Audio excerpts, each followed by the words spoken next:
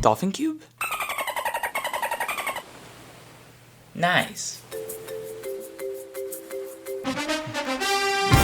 I'm a Miami Dolphins fan, so I was legally obligated to buy this cube, and I'm pleasantly surprised by how good it is.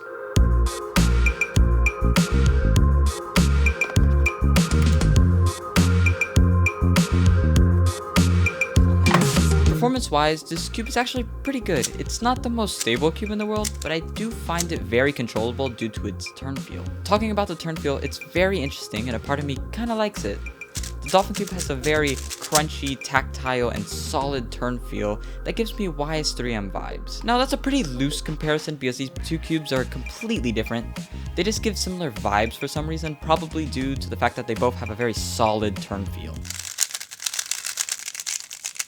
The feel and the magnets in the feet of the pieces add to the nice controllable and tactile feeling that the cube has. This is pretty different from most cubes nowadays, which tend to be smoother and heavily rely on magnets in order to keep the cube controllable, which is nothing wrong with that. In fact, I love cubes like that, but it's just nice to use a cube that's more naturally controllable from time to time. Like I said earlier, this cube does have magnetic rods in the feet of the pieces. They're not as good as core magnets, but they do add a very nice magnetic bump to each turn, which adds to the tactility. This cube also has a pretty interesting adjustment system. Honestly, I like the idea, but the execution is absolutely terrible.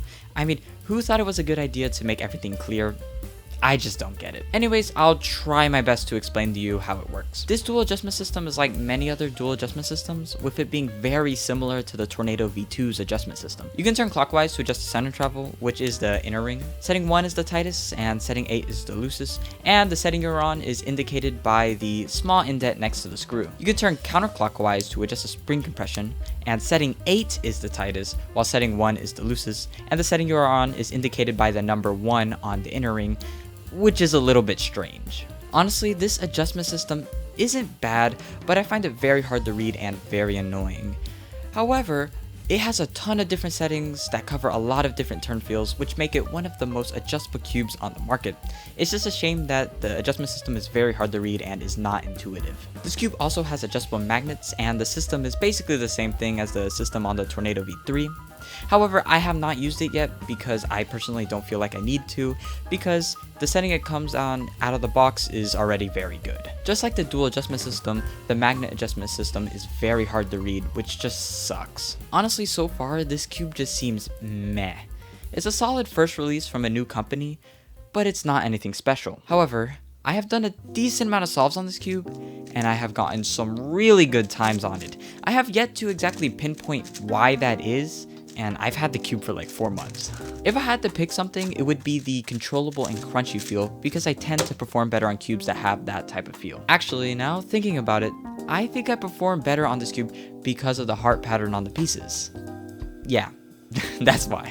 Comparing it to my Tornado V3, I like the V3 more, but for some reason, all of my Rue PBs, yeah, I switched to Rue recently if you didn't know, but all of them have been broken with the Dolphin cube. Yeah, my PB single, my average of 5, my average of 12, and even my average of 100, all broken by the Dolphin cube, and I have no idea why. And because of that, I can't ignore this cube. It is pretty good and it is underrated, but do I recommend it? Not necessarily. I think that if you're looking to try something new from a new and fun cube brand, then go ahead and give the Heights and Wave Rider a try. It is really good. But if you're looking for the best value cube or the best cube that's out there are better options than the Dolphin cube. However, I have to say that I perform very well with this cube. So that means that I need to consider whether I should main it over my current main, the Tornado V3. Also, I'm going to be getting the Worm V10 in the next couple of days, so I think that maybe I should do a video comparing what I think are the best cubes on the market to see which one will be my main. Of course, that's another video for another day. And thank you to the Cubicle for making that possible by sponsoring me. And to you, make sure to use code ALEX for a 5% discount. The flagship version of the Heights and Wave Rider, which is one that I have, is currently $30 on the Cubicle. It is very good and it is pretty unique, but if you're looking for a cube that has a really good price to performance and features ratio, I don't recommend the Dolphin cube. Instead, I'd recommend the RS3MV5 and the Diane Gu.